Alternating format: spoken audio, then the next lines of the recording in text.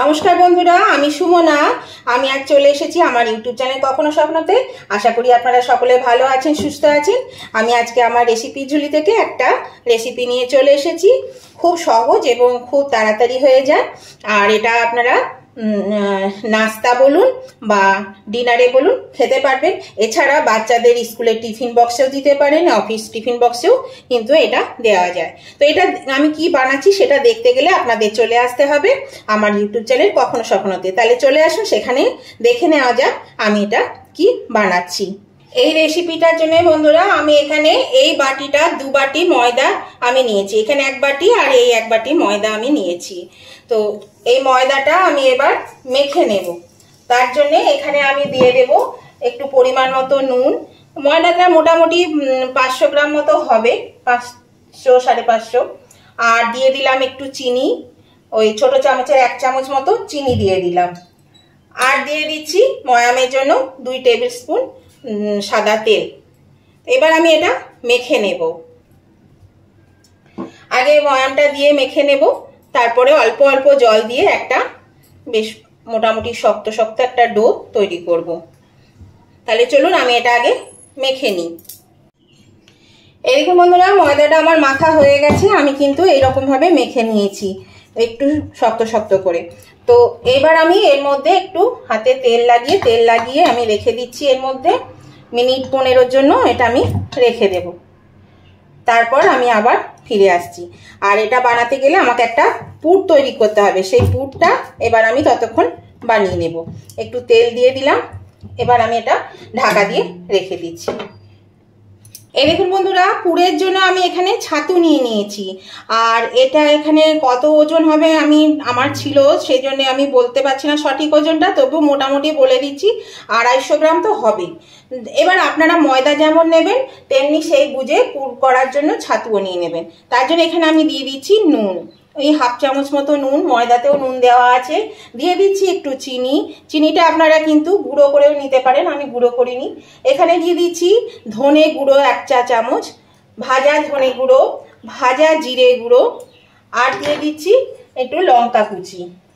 এখানে খুব ভালো করে লঙ্কাটাকে খুব মিহি করে একটু কুচি করে নিয়েছি। এই লঙ্কা কুচিটা আমি এর মধ্যে দিয়ে দিলাম। তো এবার আমি এটাকে মেখে নেব, একটা শুকনো ডো করে নেব। অল্প অল্প জল দিয়ে ছাতুটাকে মেখে নেব।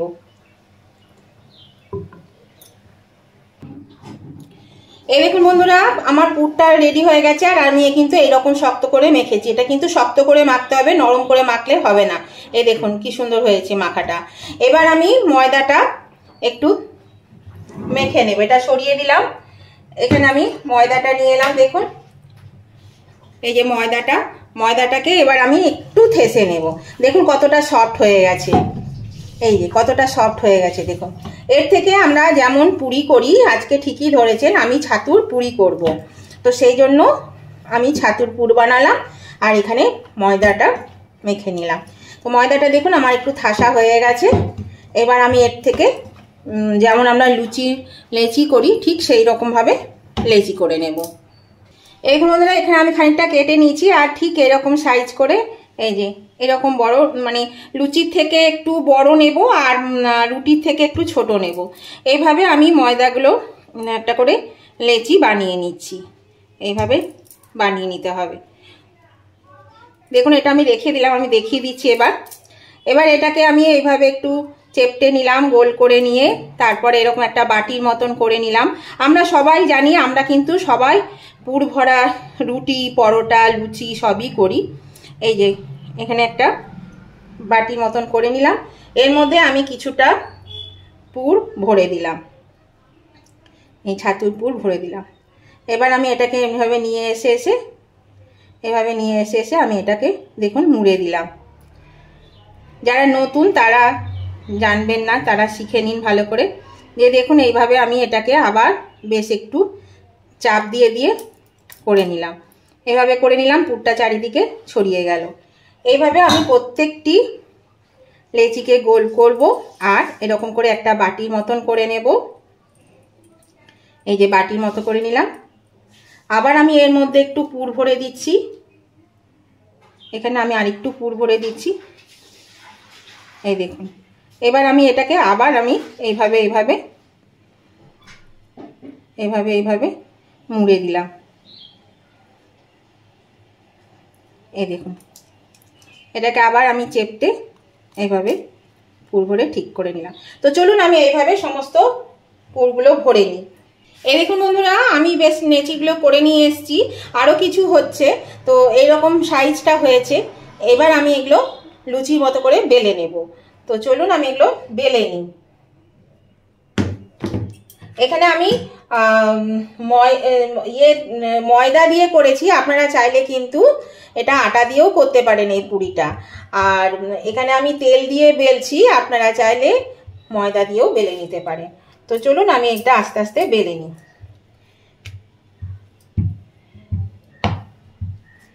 খুব বেশি পাতলা করব না, একটু মোটা মোটা করব। এই দেখুন এইরকম হবে, তাহলে কিন্তু পুরগুলো তাহলে বেরোবে না।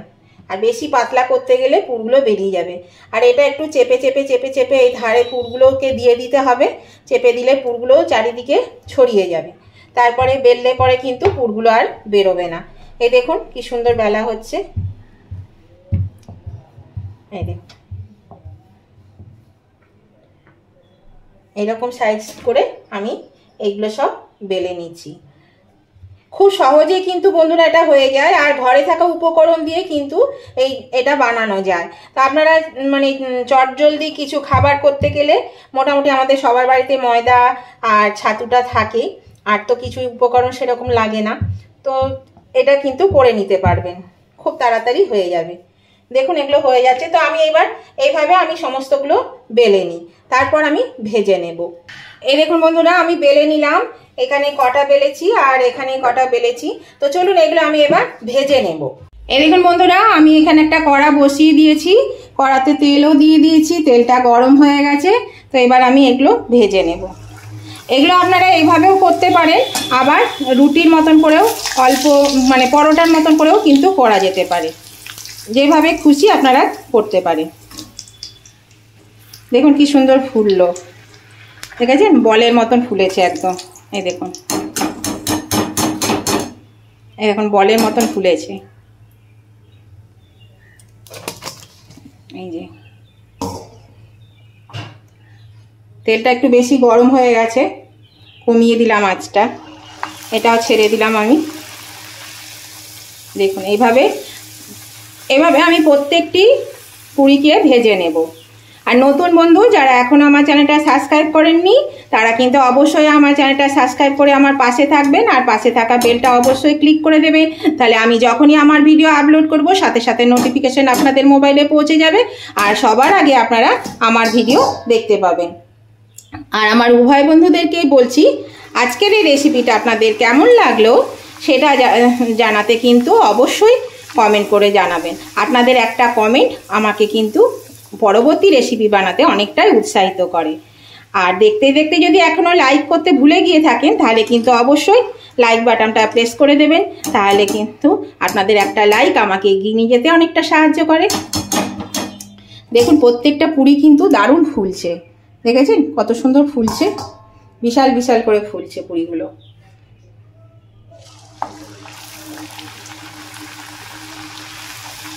আর কেমন লেগেছে যদি খুব ভালো লাগে তাহলে পরে অবশ্যই কিন্তু আপনাদের বন্ধু বান্ধব আত্মীয় স্বজন সকলের কাছে একটু শেয়ার করে দেবেন প্রচুর পরিমাণে, যাতে সবাই এই জিনিসটা পেয়ে যায়, তাহলে সবাই দেখতে পাবে।